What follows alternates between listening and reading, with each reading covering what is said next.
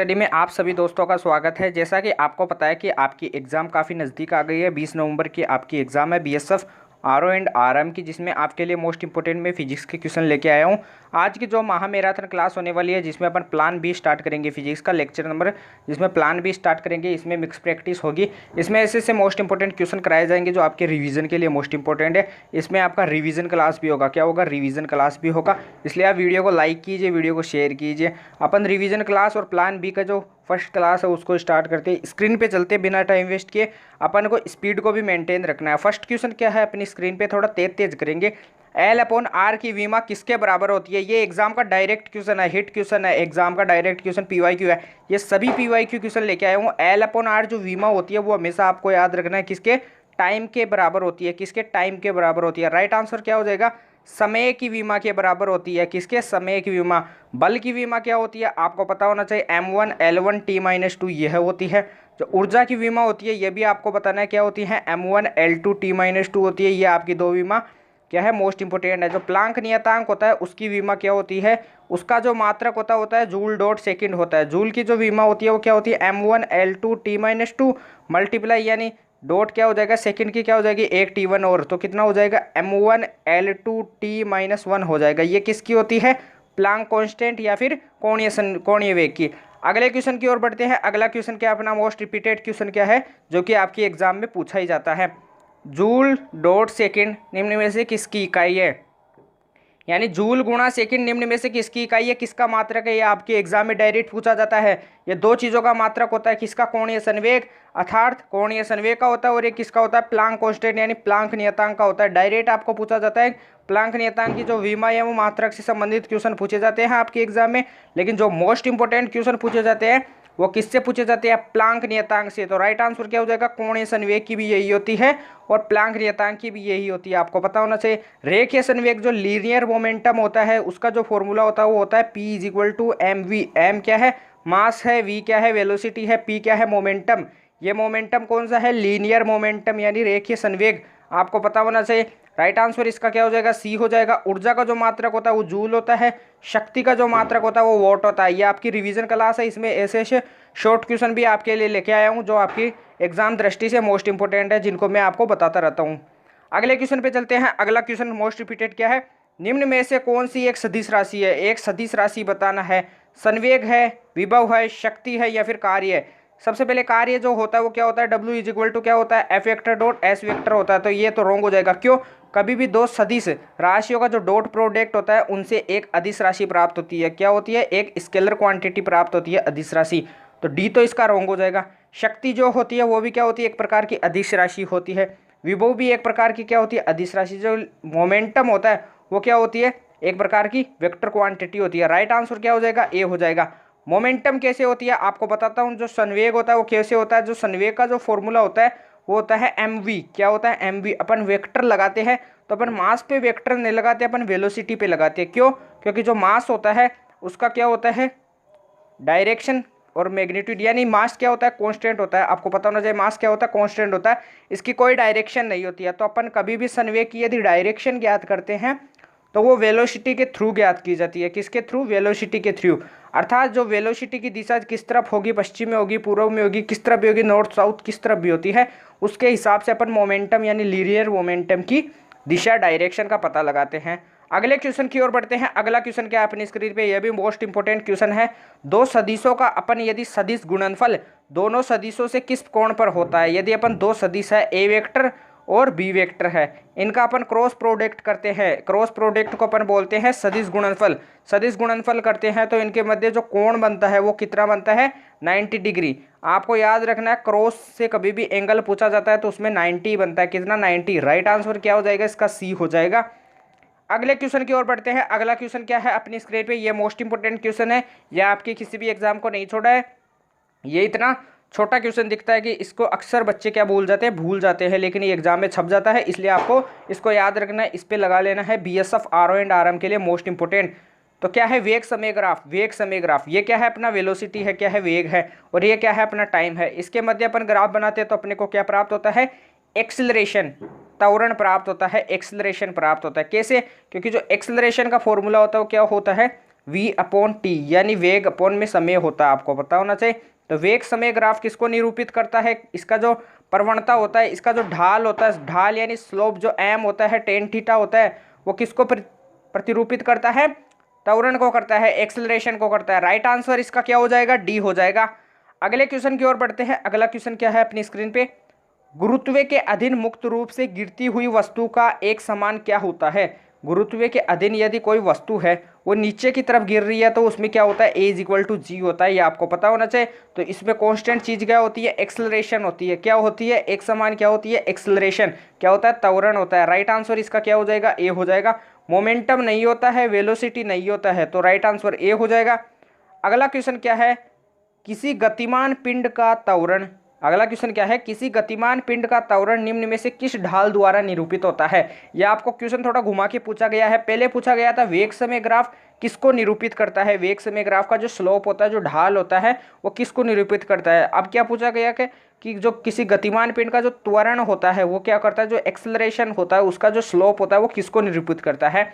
मैंने अभी बताया कि जो वेलोसिटी एवं टाइम के बीच में जो ग्राफ बनाते हैं उनका जो स्लोप होता है वो किसको, त्वरण को यानी एक्सेलरेशन को निरूपित करता है, डिनोट करता है। तो राइट आंसर इसका क्या हो जाएगा, बी हो जाएगा, वेग समय, वेलोसिटी टाइम ग्राफ। अगले क्वेश्चन की ओर बढ़ते हैं। अगला क्वेश्चन क्या है, मोस्ट इंपोर्टेंट, एक व्यक्ति का लिफ्ट में भार का अनुपात यदि वह क्या है, स्थिर है, इसको नोट कीजिए। यदि स्थिर होगा तो उसका जो भार होगा वो क्या होगा, mg होगा। इसको इक्वेशन फर्स्ट लीजिए। जब एक समान त्वरण से नीचे आता है, अब नीचे आएगा तो आपको पता है कि a बराबर क्या होता है, g होता है, तो a माइनस बराबर a minus g is equal to क्या हो जाएगा, 0, या फिर इसको अपन g इफेक्टिव मान सकते हैं या फिर g डैश मान सकते हैं, कुछ भी मान सकते हैं। तो यहाँ से जब नीचे की तरफ आती है तो r जो होता है r डैश वो कितना हो जाएगा, m कोष्टक g माइनस ए, कितना हो जाएगा, g माइनस ए, या फिर इसको भी अपन r बोल सकते हैं, r डैश भी बोल सकते हैं। इसको इक्वेशन 2 दो। अगली स्क्रीन पे इसको करते हैं, r अपॉन में r dash is equal to क्या करेंगे अपन, mg। जब क्या है, वस्तु स्थिर है, जब वस्तु नीचे की ओर गतिशील है तो क्या हो जाएगा, m कोष्टक g माइनस ए। m क्या है, सेम है, मास क्या है, समान है, तो क्या हो जाएगा, m से m कट जाएगा। तो r अपॉन r डैश जो किसके इक्वल होगा, r अपॉन जो r डैश होगा वो किसके इक्वल होगा, g अपॉन में g माइनस ए के। r अपॉन r डैश की वैल्यू क्या दे रखी है, 3 अपॉन 2 यानी 3:2, g अपॉन g माइनस ए। इनको वज्र गुणा कराएंगे, इनको आपस में मल्टीप्लाई कराएंगे, तो यहाँ से क्या आएगा, 3g माइनस का 3a इज इक्वल टू क्या हो जाएगा, 2g। 3a को इधर ले जाएंगे और ये 2g इधर ले आएंगे, तो कितना हो जाएगा, g इज इक्वल टू क्या हो जाएगा, 3a। तो यहाँ से जो एक्सेलरेशन की वैल्यू आएगी वो कितनी आएगी, g/3, कितनी आएगी, g/3। राइट आंसर क्या हो जाएगा इसका, c हो जाएगा, c इसका राइट आंसर हो जाएगा। इसको आपको मोस्ट इंपॉर्टेंट वीआईपी लगा लेना है, वेरी इंपॉर्टेंट क्वेश्चन था। न्यूमेरिकल टाइप के मैं क्वेश्चन लेके आऊँगा आपके लिए प्लान बी में, ये मैंने आपको पहले ही बता दिया था। न्यूमेरिकल की जो क्लासें नहीं हो रही थी वो आपकी लगातार चालू हो गई, इसलिए आपको वीडियो को ध्यान से देखना है, वीडियो को एंड तक देखना है, वीडियो को बीच में छोड़कर नहीं जाना है। अभी तक चैनल को सब्सक्राइब नहीं किया तो प्लीज़ चैनल को सब्सक्राइब कर लीजिए, बेल आइकन प्रेस कर लीजिए, जिससे हमारे नए नए अपडेट आपके पास पहुँच सके। जो आपकी यहाँ की जो PDF होती है आंसर सहित, जो क्वेश्चन की जो आंसर शीट होती है वो आपको टेलीग्राम चैनल हमारा ऑनलाइन स्टडी के नाम से वहाँ पर आपको अवेलेबल कराई जाती है, आपको वहाँ पे देख लेना है। अभी तक वीडियो को लाइक नहीं किया तो प्लीज़ वीडियो को लाइक कीजिए, वीडियो को शेयर कीजिए, जोशीला कमेंट जय हिंद का नारा कीजिए, लगाइए, टाइप कीजिए, जिससे आपको भी मोटिवेशन मिले, हमें भी मोटिवेशन मिले। अगले क्वेश्चन पे चलते हैं। अगला क्वेश्चन क्या है, प्रक्षेप्य पथ के उच्चतम बिंदु पर वेग एवं त्वरण के जो बीच एंगल होता है वो कितना होता है, ये आपको बताना है। प्रक्षेप्य पथ, सबसे पहले जो प्रक्षेप्य जो पथ होता है वो कैसा होता है, पैराबोला टाइप का होता है, इसे थोड़ा पैराबोला टाइप का, अर्थात हाफ सर्कल का तरह होता है, लेकिन उसे पैराबोला टाइप बोलते हैं। पैराबोला टाइप थोड़ा ऐसे होता है, क्या होता है, ऐसे, तो ऐसे होता है, एलिप्स टाइप का कुछ ऐसे से होता है। लेकिन जो उसमें उच्चतम पर वेग एवं त्वरण के जो बीच एंगल होता है वो कितना होता है, 80 डिग्री होता है, 0 डिग्री होता है, 90 डिग्री होता है, 180 डिग्री होता है। कितना होता है, 90 डिग्री, आपको पता होना चाहिए कितना होता है, 90 डिग्री, कितना होता है, 90। अगले क्वेश्चन की ओर बढ़ते हैं। अगला क्वेश्चन क्या है अपनी स्क्रीन पे, एक वस्तु यदि 36 से 30 डिग्री के कोण पर फेंकी जाती है, जिसके गतिज ऊर्जा क्या है, ई है। यानी एक वस्तु है वो 36 से क्या की जाती है, 36 से 30 डिग्री के कोण पे फेंकी जाती है। ये माना 30 डिग्री के कोण पे फेंकी जा रही है यहाँ से 36 से, तो इसकी गतिज ऊर्जा जो काइनेटिक एनर्जी है वो क्या है, ई है। क्या है, ई है। तो इसके पथ के उच्चतम बिंदु पर जो गतिज ऊर्जा होगी वो क्या होगी, आपको बता दूं, जो इसके पथ पर उच्चतम बिंदु पर जो गतिज ऊर्जा होती है वो किसके समानुपाती होती है, कोस स्क्वायर थीटा के समानुपाती होती है। किसके, कोस स्क्वायर थीटा की, आपको डायरेक्ट पता होना चाहिए। इसको अभी सोल्व करने का अपने पास टाइम नहीं है, क्योंकि जो अपनी एग्जाम डेट थी वो काफ़ी नज़दीक आ गई है। काइनेटिक एनर्जी जो समानुपाती होगी वो किसके, कोस स्क्वायर थीटा के। आपको समझते जाना है। आपको यदि वीडियो की स्पीड ज़्यादा लगती है तो आप यूट्यूब पे जाके वीडियो की स्पीड को कम भी कर सकते हैं, लेकिन जो हमारी स्पीड है वो मेंटेन होनी चाहिए। मेरे हिसाब से इतनी काफ़ी है। काइनेटिक एनर्जी समानुपाती किसके, कोस स्क्वायर थीटा के।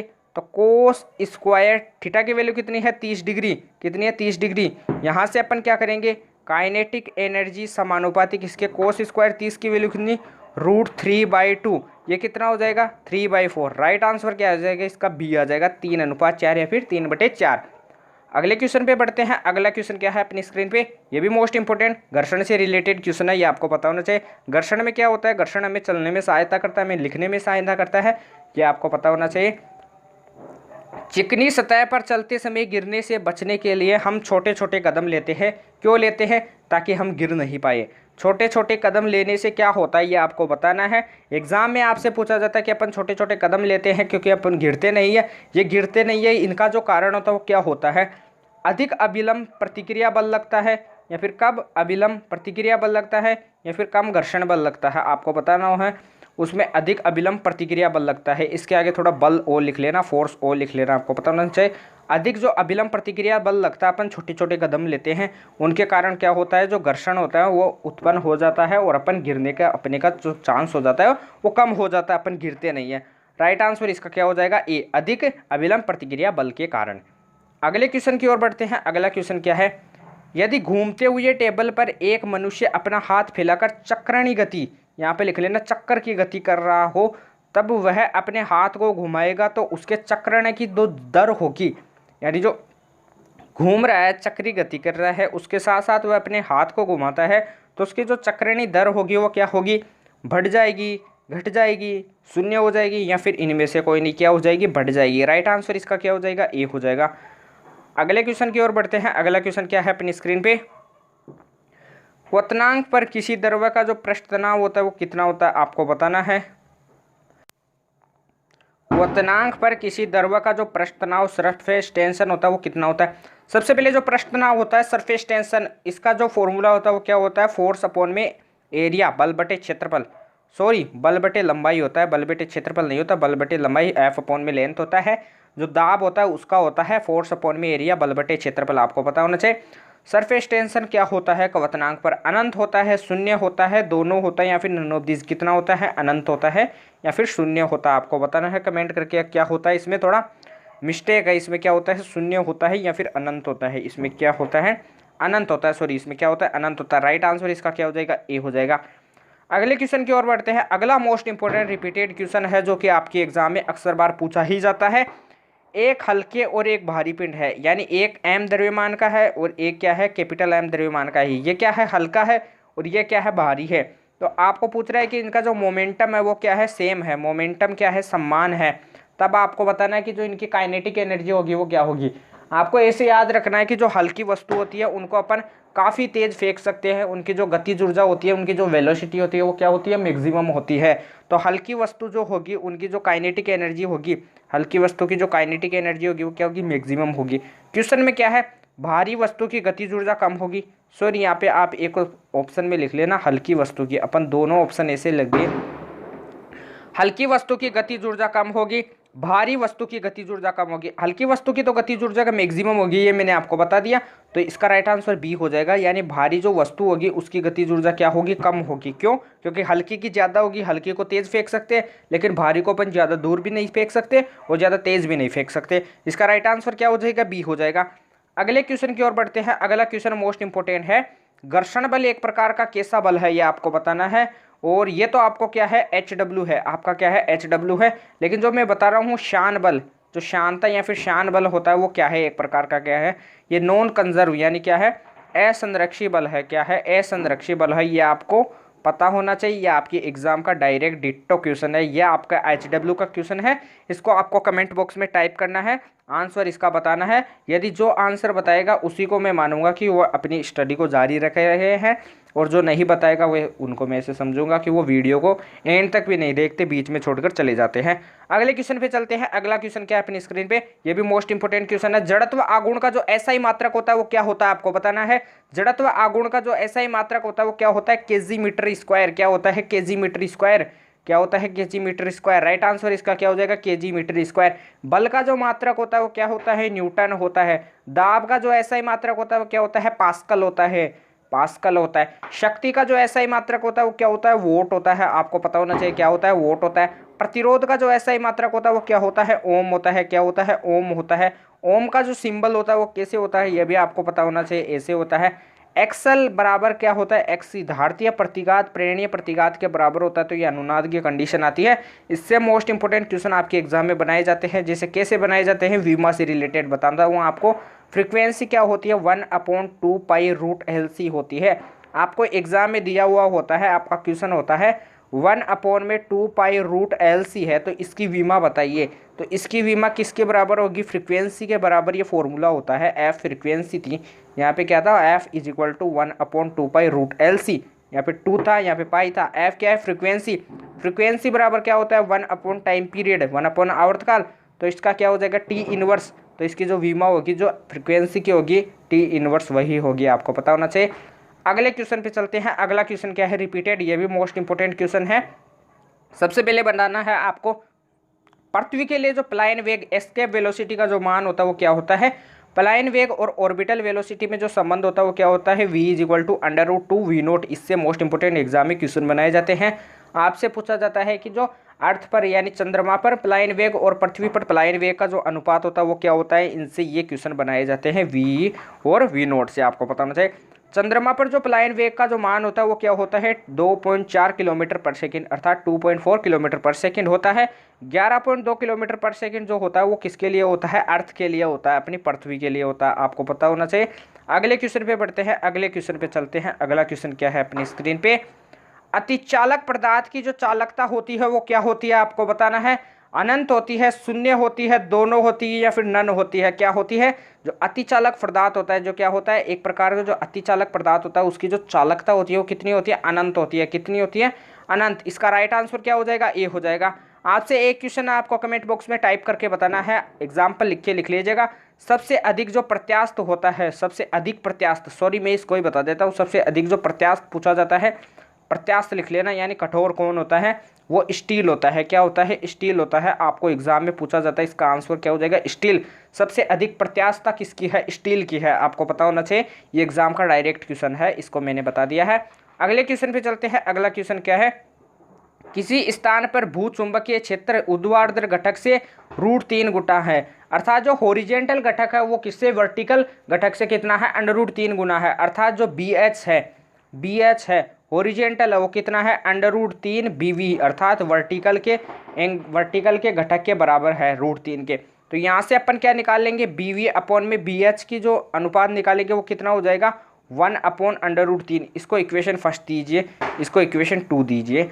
अगली स्क्रीन पे चलते हैं। अपन जानते हैं कि नमन कोण ज्ञात करना है अपन को, तो नमन कोण का जो फॉर्मूला होता है वो कितना होता है, BV अपॉन में जो BH होता है वो किसके इक्वल होता है, टेन थीटा के इक्वल होता है। किसके, टेन थीटा के। इसको थीटा को नमन कोण बोलते हैं। इक्वेशन इसको 3 दे दो। अब यहाँ से अपन ने पीछे क्या निकाला, इक्वेशन में पीछे अपन ने क्या निकाला, BV अपॉन में BH की वैल्यू अपन ने क्या निकाली, 1/√3। तो टेन थीटा की वैल्यू यहाँ से क्या आ जाएगी, 1/√3 आ जाएगी। 1/√3 किसकी वैल्यू होती है, आपको पता होना चाहिए। यहाँ से थीटा निकालेंगे तो वो कितना आएगा, 30 डिग्री। आपको पता होना चाहिए टेन 30 डिग्री की वैल्यू कितनी होती है, 1/√3। 30 डिग्री इसमें कौन सा ऑप्शन है, सी है। राइट आंसर इसका क्या हो जाएगा, सी हो जाएगा। ये मैंने आपको बता दिया। नमन कोण का जो फॉर्मूला होता है वो क्या होता है, tan theta is equal to क्या होता है, BV अपॉन में BH होता है। आपको पता होना चाहिए। V का मतलब क्या होता है, वर्टिकल कंपोनेंट यानी वर्टिकल घटक। H यानी क्या होता है, हॉरिजेंटल घटक। अगले क्वेश्चन पे चलते हैं। अगला क्वेश्चन क्या है अपनी स्क्रीन पे, एक स्प्रिंग को 2 सेमी खींचने पर 100 जूल ऊर्जा मुक्त होती है। कितनी, 100 जूल ऊर्जा मुक्त होती है। वह उसे और 2 सेमी, अर्थात एक स्प्रिंग क्या है अपनी, एक स्प्रिंग है, इसको यदि 2 सेमी खींचते हैं तो इसमें 100 जूल की ऊर्जा मुक्त होती है। इसको 2 सेमी और खींचा जाता है, अर्थात कितना हो जाएगा, टोटल 4 सेमी हो जाएगा। कितना, पहले 2 सेमी था, अब 2 सेमी और खींचेंगे तो कितना हो जाएगा, 4 सेमी। तो 4 सेमी खींचने में अर्थात जूल की जो बढ़ोतरी होगी वो कितनी होगी आपको बताना है। सबसे पहले अपन ज्ञात करते हैं कि जो स्प्रिंग की जो ऊर्जा होती है वो क्या होती है, U is equal to 1/2 kx² होती है इक्वेशन फर्स्ट। U समानुपाती किसके हो जाएगा, x² के, या फिर अपन यहाँ से लिख सकते हैं U बराबर x² के इक्वेशन 2। यहाँ से अपन क्या निकालेंगे, अपन U1 अपॉन में U2, U1 अपॉन में U2 is equal to x1² upon में x2²। x1 क्या है, अपन 2 सेमी खींचते हैं, x2 क्या है, अपन 2 + 2, 2 और आ जाएगा तो 4 सेमी खींचते हैं। तो U1 की वैल्यू कितनी दे रखी है, 100 जूल। U2 की अपन को फाइंड करनी है। x² की वैल्यू कितनी है, 2 सेमी। x2² की वैल्यू कितनी है, 4। इनका अपन क्या करेंगे, अनुपात 2 से 4 जाएगा, कितनी बार, 2 बार। तो अपन क्या लिखते हैं, अगली स्क्रीन पे सोल्व करते हैं। आप इसका स्क्रीनशॉट ले लीजिए। क्या हो जाएगा, 100 अपॉन में U2, 100 अपॉन में U2 इज इक्वल टू 1/2 का होल स्क्वायर। U2 अपने को फाइंड करना, आपको पता है ये कितना हो जाएगा, 1/4। 4 इधर जाएगा तो जो U2 की वैल्यू आएगी वो कितनी आएगी, 400। कितनी आएगी, 400। कितनी आएगी, जो ऊर्जा मुक्त होगी वो कितनी, 400। लेकिन ये ऊर्जा जो होगी वो पूरी मुक्त होगी। पहले कितनी थी, 100। जो इनमें जो बढ़ोतरी पूछ रहा है वो कितनी होगी, पहले कितनी थी, 100। तो डेल U2 जो आएगी वो कितनी आएगी, 400 - 100 ही आएगी, क्योंकि पहले से 100 मुक्त हो रही थी 2 सेमी में। अपन 4 सेमी के लिए निकाले हैं, जैसे 2 सेमी था अपना, उसमें कितनी थी, 100 जूल। तो अपन ने 4 सेमी की निकाली तो वो कितनी आई, 400। अपन को कितनी, 2 सेमी की और निकालनी है, तो 400 में से अपन 100 को माइनस करेंगे तो कितना आएगा, 300 जूल आएगा। राइट आंसर इसका क्या हो जाएगा, बी हो जाएगा, 300 जूल। जूल ऊर्जा का मात्रा होता है, आपको पता है। अगले क्वेश्चन पे चलते हैं। अगला क्वेश्चन क्या है, 235 ओम के प्रतिरोध यदि समांतर क्रम में 10 वोल्ट के संचयक सेल से संयोजित किए गए हैं तो सेल का आंतरिक प्रतिरोध यदि नगण्य माने तो तीनों प्रतिरोधों पर जो विभवांतर होगा, जो वोल्टेज होगी वो क्या होगी, आपको बताना है। आपको बता दूं, यदि समांतर क्रम की कभी भी क्या होती है, बात होती है, समांतर क्रम की बात होती है, तो उसमें जो वोल्टेज, जो विभव होता है वो क्या होता है, सेम होता है। जो पहले होता है वही बाद में होता है। आपको पता होना चाहिए, वोल्टेज क्या होती है, सेम होती है, विभव सेम होता है, विभवांतर सेम होता है, विद्युत वाहक बल भी सेम होता है। तो इसमें अपन को पहले वोल्टेज कितना दिया हुआ है था, 10 वोल्ट। तो अभी भी कितना होगा, 10। तो राइट आंसर क्या हो जाएगा, बी, 10 वोल्ट होता है। समांतर क्रम में विभव पूछता है तो जो क्वेश्चन में दिया हुआ होता है वही होता है। अगले क्वेश्चन पे चलते हैं, जो आपके टीआरक्यू क्वेश्चन है। ये आपकी एग्जाम में डायरेक्ट पूछे गए क्वेश्चन है, इसलिए मैं इनको टीआरक्यू में लेके आता हूँ। एक आदर्श कर्षणिका क्या होती है, अंदर से काला किया हुआ एक खोखला बर्तन होता है। क्या होता है, एक अंदर से काला किया हुआ एक खोखला बर्तन होता है आदर्श कर्षणिका। इसको टीआरक्यू लगा लेना, मोस्ट इंपोर्टेंट। अगले क्वेश्चन पे चलते हैं। उससे पहले बता दूं, एक बार चैनल को सब्सक्राइब नहीं किया तो प्लीज़ चैनल को सब्सक्राइब कर लीजिए, बेल आइकन प्रेस कर लीजिए। वीडियो को अभी तक लाइक नहीं किया तो वीडियो को लाइक कीजिए, शेयर कीजिए, कमेंट करके बताना है एंड में आपको वीडियो कैसी लगती है। वीडियो में आपके कितने क्वेश्चन रॉन्ग होते हैं, कितने राइट होते हैं, आपकी एग्जाम सेंटर कहाँ पे आया है, आपको ये भी कमेंट करना है। अपना जो अगला टीआरक्यू क्वेश्चन है वो क्या है, कणों की प्रत्यास्थ टक्कर में क्या संरक्षित रहता है। जो कणों की प्रत्यास्थ टक्कर होती है उसमें क्या संरक्षित रहता है, कोणीय वेग एवं गतिज ऊर्जा रहती है। क्या रहती है, कोणीय वेग एवं गतिज ऊर्जा रहती है। अगले क्वेश्चन पे चलते हैं। अगला क्वेश्चन क्या है, जब एक स्प्रिंग पर भार लटका दे, जब एक स्प्रिंग पर, सॉरी यहाँ पर क्या लिख लेना आप, भार लटका कर उसे खींचा जाए तो कौन सी विकृति उत्पन्न होती है। ये आपसे एग्जाम में डायरेक्ट पूछा जाता है। कौन सी, अपरूपण विकृति उत्पन्न होती है। कौन सी होती है, अपरूपण। तो इसका राइट आंसर क्या हो जाएगा, अपरूपण विकृति उत्पन्न होती है। अगले क्वेश्चन पे चलते हैं, जो आपका न्यूमेरिकल टाइप का क्वेश्चन है। 2 एम्पियर की धारा, अर्थात आपको नोट करना है धारा, जो आई की वैल्यू कितनी है, 2, टाइम की वैल्यू कितनी दे रखी है, 6 मिनट। कितनी, 6 मिनट। इसको अपन सेकंड में बदलेंगे तो 60 से मल्टीप्लाई करेंगे तो कितना हो जाएगा, 360 हो जाएगा। कितने, 360 सेकंड हो जाएगा। कार्य यानी वर्क कितना दिया हुआ अपने को, 1000 जूल। इनको आपको नोट करना है, इतनी चीज़ों को। इसको अगली स्क्रीन पे सोल्व करते हैं। अपन जानते हैं कि जो आवेश बराबर क्या होता है, IT, Q बराबर IT होता है। इससे एग्जाम में क्वेश्चन पूछे जाते हैं, एनडीए में भी पूछा गया था। क्यू की वैल्यू अपन को नहीं दी हुई है तो क्यू की वैल्यू अपन ज्ञात करेंगे। आई की वैल्यू अपने को 2 दी हुई है। टाइम की वैल्यू अपने को कितनी दी हुई थी, अपन ने सेकंड में बदली, 360। इनको मल्टीप्लाई कराएंगे तो अपन का जो आएगा वो कितना आएगा, 720 आएगा। आवेश की जो वैल्यू आएगी वो कितनी आएगी, 720। आपको सोल्व करना है। आपको समझ में नहीं आ रहा तो आप वीडियो की क्वालिटी कम कर लीजिएगा। क्या आएगा, 720 आएगा। अपने को क्या बोल रहा है, विद्युत वाहक बल का मान क्या होगा। अपन जानते हैं कि V इज इक्वल टू क्या होता है, W/Q होता है। अपन ने विभव वाले चैप्टर में पढ़ा था। क्यू की वैल्यू अपने पास है, वर्क की वैल्यू अपने पास है, तो विभव अपन यहाँ से विद्युत वाहक बल अपन फाइंड कर लेंगे। डब्ल्यू की वैल्यू कितनी है 1720 नीचे है, इसको 0 से 0 यहाँ से कट जाएगा। इसको अपन सोल्व करेंगे तो जो अपना आंसर आएगा वो कितना आएगा 1.38 वोल्ट। आप इसको सोल्व कर लीजिएगा, कितना आएगा 1.38 वोल्ट इसका राइट आंसर हो जाएगा। अगले क्वेश्चन पे चलते हैं। अगला लास्ट एंड फाइनल क्वेश्चन अपना क्या है, 6 एक समान सेल है, यदि उनका प्रत्येक का विद्युत वाहक बल 6 वोल्ट है, यदि इनको समांतर क्रम में जोड़ा जाए तो संयोग का जो विद्युत वाहक बल होगा वो क्या होगा। सबसे पहले विद्युत वाहक बल का जो फॉर्मूला होता है वो क्या होता है, V = W/Q होता है। यह आपको पता होना चाहिए, इनसे मोस्ट इंपोर्टेंट क्वेश्चन आपकी एग्जाम में पूछे जाते हैं।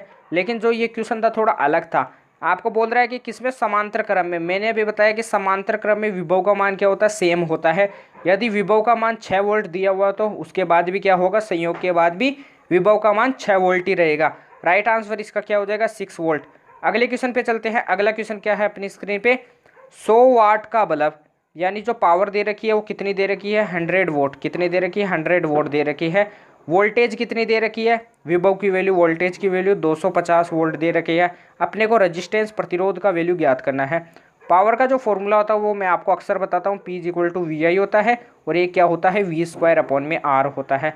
अपन क्या लिखेंगे, P = V²/R लिखेंगे। ओम्स लॉ से अपन V = IR करके इसको प्रूव करते हैं आगे, तो आपको पता होना चाहिए। इससे एग्जाम में एक ना एक क्वेश्चन जरूर बनता है, आपको पता है।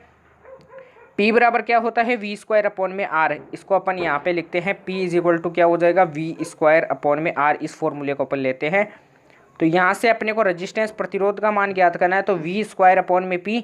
V की वैल्यू क्या है अपने पास, V यानी क्या है अपने पास वोल्टेज है, तो 250 मल्टीप्लाई कितने हो जाएंगे 205।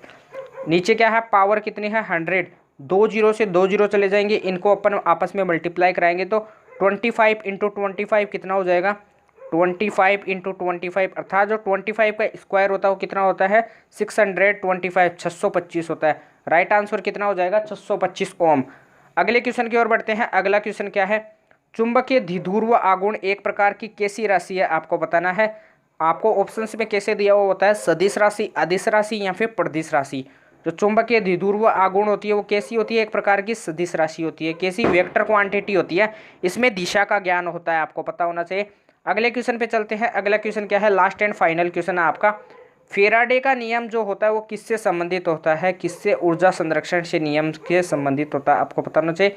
ये क्या करता है, फेराडे का नियम क्या प्रतिपादित करता है, धारा की दिशा को प्रतिपादित करता है, आपको पता होना चाहिए धारा की दिशा को। लेकिन जो मोस्ट इंपोर्टेंट क्वेश्चन बनता है वो बनता है ये ऊर्जा संरक्षण के नियम से संबंधित है। तो आज के जो क्वेश्चन का जो टास्क था वो अपना कंप्लीट होता है। इसमें अपन ने न्यूमेरिकल क्लास भी ली है और थ्योरी क्लास भी ली है, यानी सभी प्रकार के क्वेश्चन थे। जो भी क्वेश्चन कराया हूँ आपको वो आपके एनडीए, एयरफोर्स, नेवी, बल्कि बीएसएफ, आरओ एंड आरएम के लिए मोस्ट इंपोर्टेंट है, क्योंकि मैं इनमें क्या लेके आया हूँ, previous year question, PYQ question लेके आया हूँ आपके लिए, जो कि आपकी एग्जाम की दृष्टि से मोस्ट इंपोर्टेंट है। इसलिए आपको वीडियो को ध्यान से देखना है, वीडियो को एंड तक देखना है, वीडियो को बीच में छोड़कर नहीं जाना है, क्योंकि वीडियो के एंड में, वीडियो के शुरू में ऐसे मोस्ट इंपोर्टेंट क्वेश्चन है जो आपकी एग्जाम में डायरेक्ट पूछे जाते हैं। तो आपको वीडियो ध्यान से देखना है। अभी तक वीडियो को लाइक नहीं किया तो प्लीज़ वीडियो को लाइक कीजिए, शेयर कीजिए, कमेंट करके बताना कि वीडियो आपको कैसी लगी। वीडियो में आपके कितने क्वेश्चन राइट होते हैं, कितने क्वेश्चन रॉन्ग होते हैं, कितने क्वेश्चन आपको नहीं आते हैं, आपके कौन से क्वेश्चन में डाउट है ये भी बताना है। चैनल को अभी तक सब्सक्राइब नहीं किया तो प्लीज़ चैनल को सब्सक्राइब कर लीजिए, बेल आइकन प्रेस कर लीजिए, जिससे हमारे नए अपडेट आपके पास आते रहे। जो आपकी महामैराथन क्लास है वो जल्द ही स्टार्ट होने वाली है, जिसमें आपके लिए रिपीटेड क्वेश्चन एवं आपका रिवीजन कराया जाएगा, इसलिए आपको उनको भी देखना है। टेलीग्राम चैनल है हमारा ऑनलाइन स्टडी के नाम से, उसको ज्वाइन कर लेना है, वहाँ पर आपको PDF मिलती है। टेलीग्राम चैनल है हमारा ऑनलाइन स्टडी के नाम से, वहाँ पर PDF होती है आंसर सहित, इसलिए आपको उसको भी ज्वाइन करना है। जो अवेलेबल वहाँ पे ही कराई जाती है PDF फ्री में, इसलिए आपको उनको भी ज्वाइन करना है। तो अपन रोज़ाना आपके लिए ऐसे नए सेशन लाते रहेंगे, जिससे आपकी स्टडी जारी रहे, क्योंकि जो BSF की जो एग्ज़ाम है वो आपके काफ़ी नज़दीक आ गई है 20 नवंबर की, इसलिए आपको जुड़ जाना है एग्ज़ाम में, आपको ढिलाई नहीं करनी है। आपको मैथ्स की क्लासेस चाहिए या फिर नहीं, आपको ये भी कमेंट करके बताना है, क्योंकि आपके जो मैथ्स होते हैं उसके भी 20 क्वेश्चन आपकी एग्ज़ाम में आते हैं, तो इसलिए उनका भी आपको एग्ज़ाम में कवर होना आवश्यक है। तो पर कल भी ऐसे सेशन के साथ मिलेंगे। तो आपको बता दूँ, कल के लिए जो आज टॉपिक होगा उसमें आपको बताना है कि जो आज की क्लास लगती है वो आपको कैसी लगती है, आपको ऐसी क्लासें चाहिए या फिर आपको ऐसी क्लासें नहीं चाहिए। तो अपन कल मिलते हैं नए सेशन के साथ, तब तक के लिए जय हिंद जय भारत।